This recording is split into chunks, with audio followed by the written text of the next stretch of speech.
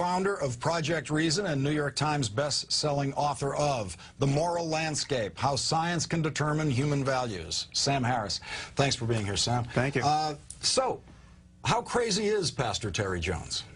Well, he might be crazy. He's not crazy about Islam, however. I mean, it's inconvenient for our democracy that only our own religious demagogues are making sense and speaking candidly about the nature of Islam. The problem is we have this one word, religion, which everyone wants to think names a unified domain of doctrines. But religion is a word like sports. There are sports like badminton, and there are sports like Thai boxing, and they basically have nothing in common apart from breathing.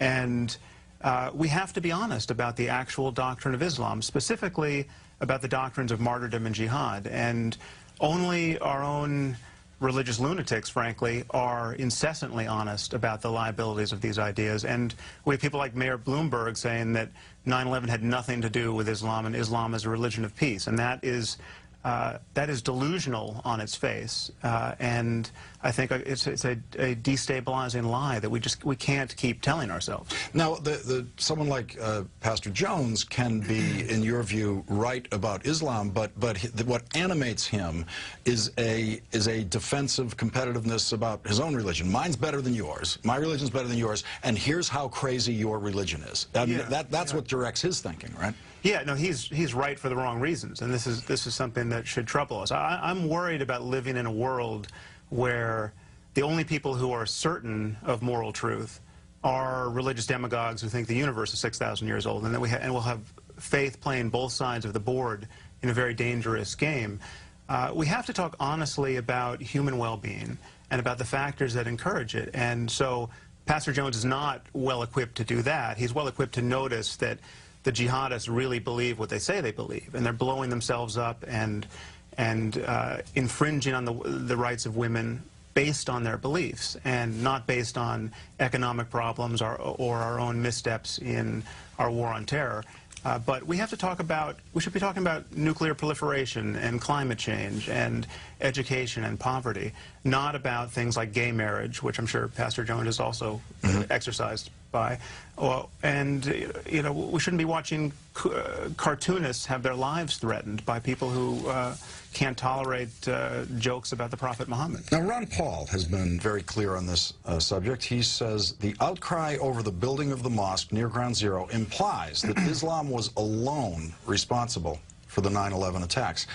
He says this is like blaming all Christians for the wars of aggression and occupation because some Christians supported the neoconservatives' aggressive wars in Iraq and Afghanistan. Right. Well, it would be great if that were true. Unfortunately, What's not true about that? Well, the problem is that Osama bin Laden is giving a very plausible interpretation of Islam. He's not the Reverend Jim Jones of the People Muslim. say, oh, he's distorting the text, and Islam doesn't say that. You say Islam does say what Osama bin Laden says it does. Yes. Now, that you can split some hairs and talk about just when should an apostate be killed, but the crime of apostasy is punishable by death in Islam.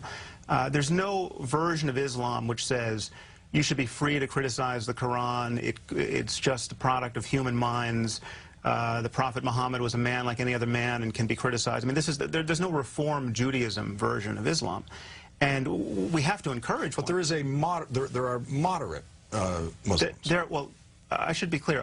In criticizing Islam, I'm not criticizing all Muslims. There are Muslims who don't take the doctrine very seriously. There are Muslims who don't read the Quran with any attention. Same thing in every religion. Yes, yes. But Islam is at a very different moment in its history, and it's as though we're encountering the Christians of the 14th century, armed with 21st century weapons. We have a real problem with Islam, and it's not an accident that we're not having this conversation about the Amish or Quakers or Jains or even Buddhists. I mean, ideas have consequences, and the idea that you can get to paradise by dying in defense of the faith, in fact, dying in defense of the faith is the best thing that can possibly happen to you, that is a mainstream notion in Islam. Is there any lesson in how Catholicism worked its way through its homicidal phase of a couple of centuries for present-day Islamic extremists?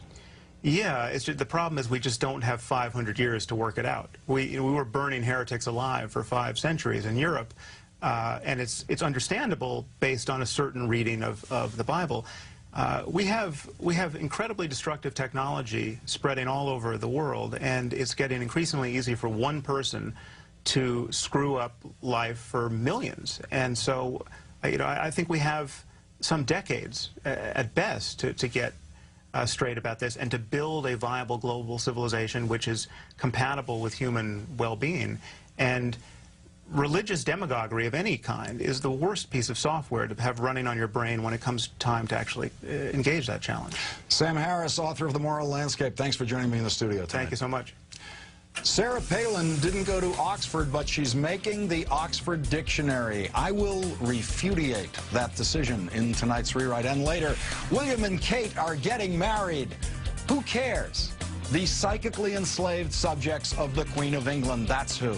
Exactly how infantile do you have to be to care about a royal wedding?